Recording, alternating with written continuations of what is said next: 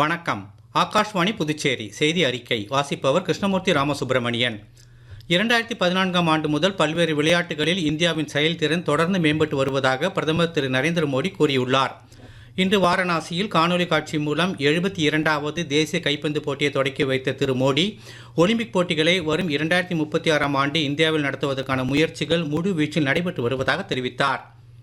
விளையாட்டுத் துறையில் அரசின் முயற்சிகளை அடிக்கோடிட்டு காட்டிய திரு மோடி, திறமையை அடையாளம் காண்பது, அறிவியல் பயிற்சி, சத்தான உணவு வழங்குதல் மற்றும் வெளிப்படையான தேர்வு உள்ளிட்ட பல்வேறு அம்சங்களில் அரசாங்கம் செயல்பட்டு வருவதாக கூறினார்.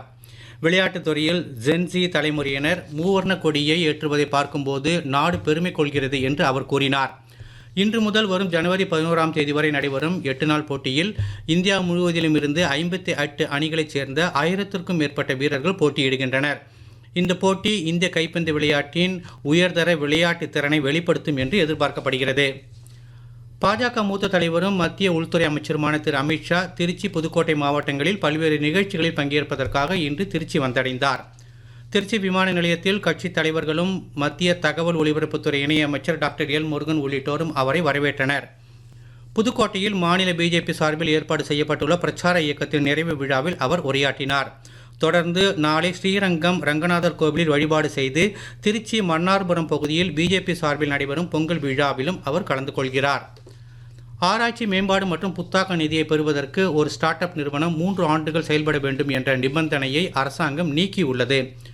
புதுடெல்லியில் நடைபெற்ற அறிவியல் மற்றும் தொழில்துறை ஆராய்ச்சி அமைச்சகத்தின் 41வது நிறுவன தின விழாவில் உரையாற்றிய மத்திய இணையமைச்சர் டாக்டர் ஜிதேந்திர சிங், சுயமாக தொடங்கும் எந்த ஒரு புதிய ஸ்டார்ட் அப் நிறுவனமும் இத்துறையின் மூலம் நிதியை பெறலாம் என அறிவித்தார். பிரதமர் திரு நரேந்திர மோடியின் தலைமையில் அணுசக்தி மற்றும் விண்வெளித்துறையை தனியார் நிறுவனங்களுக்கு வழங்குவது உட்பட பல புரட்சிகரமான முடிவுகளை அரசாங்கம் எடுத்துள்ளதாக அவர் தெரிவித்தார். பிரதமரின் ஆத்ம நிர்பர் பாரத் தொலைநோக்கு பார்வையை இந்தியா உணர்ந்து வருவது மட்டுமல்லாமல் மற்ற நாடுகள் அதிக அளவில் நம்பியிருக்கும் நாடாகவும் வளர்ந்து வருவதாக அவர் தெரிவித்தார். வளர்ச்சி அடைந்த இந்தியாவிற்கான ஊரக வேலைவாய்ப்பு உறுதி மற்றும் வாழ்வாதார திட்டம் கிராமப்புற தொழிலாளர்களின் நலனை பாதுகாக்கும் வகையில் உருவாக்கப்பட்டுள்ளதாக மத்திய ஊரக வளர்ச்சித்துறை அமைச்சர் திரு சிவராஜ் சிங் சௌஹான் தெரிவித்துள்ளார்.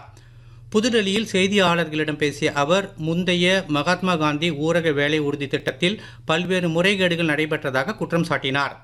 தொழிலாளர்களும் புறக்கணிக்கப்பட்டதாக கூறிய அவர், இந்த திட்டத்தால் கிராமப்புறங்களில் நீண்டகால வளர்ச்சி எதுவும் ஏற்படவில்லை என்று குறிப்பிட்டார். மத்திய அரசின் தற்போதைய திட்டம் குறித்து காங்கிரஸ் கட்சி மக்களை தவறாக வழிநடத்துவதாக குற்றம் சாட்டிய திரு சிவராஜ் சிங் சௌஹான், புதிய திட்டத்தில் வேலை நாட்களின் எண்ணிக்கை மற்றும் ஊதியம் அதிகரிக்கப்பட்டு இருப்பதாக சுட்டிக்காட்டினார். கிராமப்புற மக்கள் தங்களின் கிராமத்தின் வளர்ச்சிக்கு சிறப்பான பங்களிப்பை வழங்கவும் இதில் வகை செய்யப்பட்டிருப்பதாக அவர் தெரிவித்தார். மத்திய தொழிலாளர் மற்றும் வேலைவாய்ப்புத்துறை அமைச்சர் டாக்டர் மன்சுக் மாண்டவியா, புதிய தொழிலாளர் சட்டங்கள் மேற்கு வங்கத்தின் டார்ஜிலிங் மலைகள், டெராய் மற்றும் டூவர்ஸ் பிராந்தியத்தில் உள்ள தேயிலை மற்றும் சின்கோனா தோட்ட தொழிலாளர்களின் வாழ்க்கையை மாற்றி அமைக்கும் என்று கூறியுள்ளார்.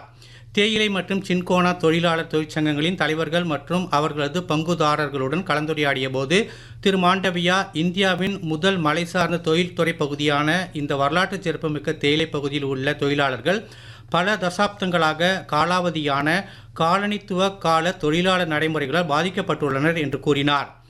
எந்த ஒரு தொழிலாளிக்கும் தேசிய குறைந்தபட்ச ஊதியத்திற்கு குறைவாக ஊதியம் வழங்கப்படாமல் இருப்பதை புதிய சட்டங்கள் உறுதி செய்யும் என்றும் மேற்கு வங்க அரசும் இதை கட்டாயமாக அமல்படுத்த வேண்டும் என்றும் அவர் தெரிவித்தார்.